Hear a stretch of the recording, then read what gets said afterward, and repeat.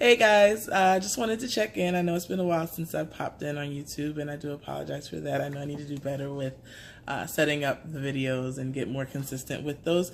So stay tuned. I promise that I'll get better. I know I said that last video, but I will. So this topic that I wanted to talk to you today is about toxic relationships and boundary setting and why it's so important. So I know that there are many of you out there who know what it's like to be in a toxic relationship, right? And you're not always quite sure what it is about the relationship, but you know that there's something that doesn't make you feel good whenever you are interacting with that person. And a lot of times it's important to follow that gut because your body's telling you something. Especially if there's justification, if you understand, I've been in bad situations with this person before. I've had to forgive this person on multiple occasions because of things that they've done or said to me. Compliments feel backhanded, whatever the case may be. When you have relationships like that and it doesn't feel healthy for you, there's absolutely nothing wrong with setting protective boundaries for yourself. And what that looks like, what I mean by boundaries is basically just identifying who needs to have access to you and on what level, because everybody doesn't deserve to have complete access to you. And this is something that I tend to tell when I'm working with my teenage groups. I tell them this a lot. Really identify who it is that you can trust to be in your innermost circle, and realize that when there's somebody that doesn't need to be in there, they might need to be pushed out to an outer circle. And so establishing those boundaries, there's absolutely nothing wrong with that. It's okay to, fall back a little bit and to say, I will, I might still see this person, but on a different level. I may just limit it to telephone conversations. I may just limit it to online interactions, but I no longer feel comfortable going out with this person, or I no longer feel comfortable telling this person about my secrets and my goals and, all those things that are important to me. I have to guard that information for whatever reason from this person. There's nothing wrong with saying that. And when identifying that something does not feel healthy to you, even if you are met with some opposition, stand by that. Stand by it. If there's something that doesn't feel right in a relationship, and there's something that's telling you that you need to protect yourself, by all means, feel empowered to do so.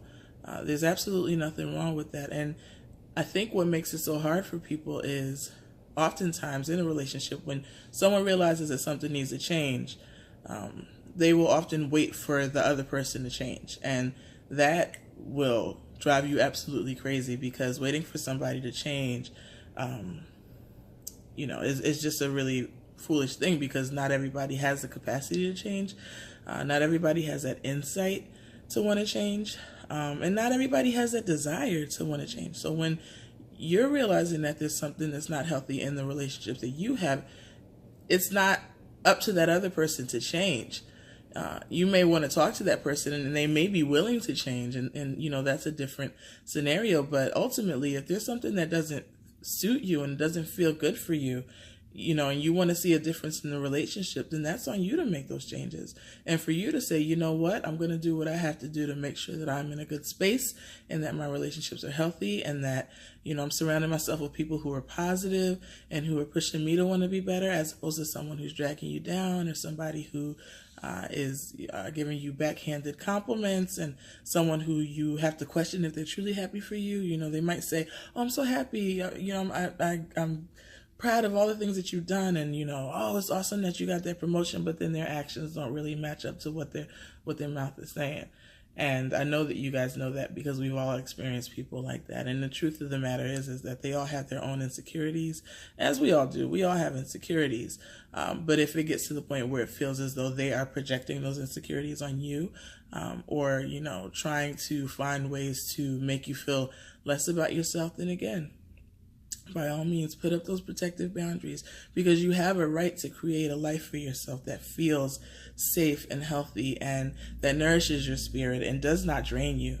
Life is short, and we don't have time to stroke the egos of people who we're afraid to disappoint, because we're afraid to set up those boundaries when they hurt us. So don't be afraid. I want you to be empowered. That's what today's video, again, is about, just being fearless and setting those protective boundaries for ourselves. Teaching people how to treat us in our relationships, and being able and willing to walk away whenever something no longer serves us. So I want you guys to really take that wisdom and be fearless in applying it in whatever situation you need to. Sometimes it takes a conversation, and again, you may have somebody who is willing to make those changes, and if you do, then that's something that you would be able to work through with that person. But again, if it's someone who is not willing to make those changes or not willing to hear you out, then that's problematic. And I think that a lot of times we get caught up in the back and forth with somebody and trying to tell them that something is problematic for us.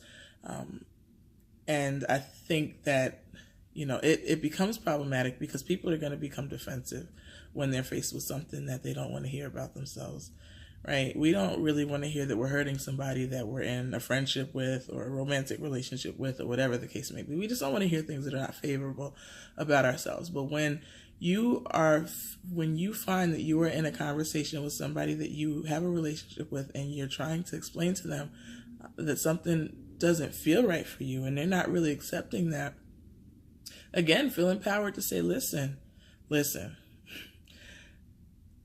that person may not realize that they're hurting you. And it's okay to even say that. You may not realize that what you are doing is hurting me. And you may not truly feel that this is what you're doing, but let me tell you what my experience of you has been like in this relationship. And it's not up for that person to validate it because, again, we're not always going to get that validation, but we have to be strong enough to validate ourselves.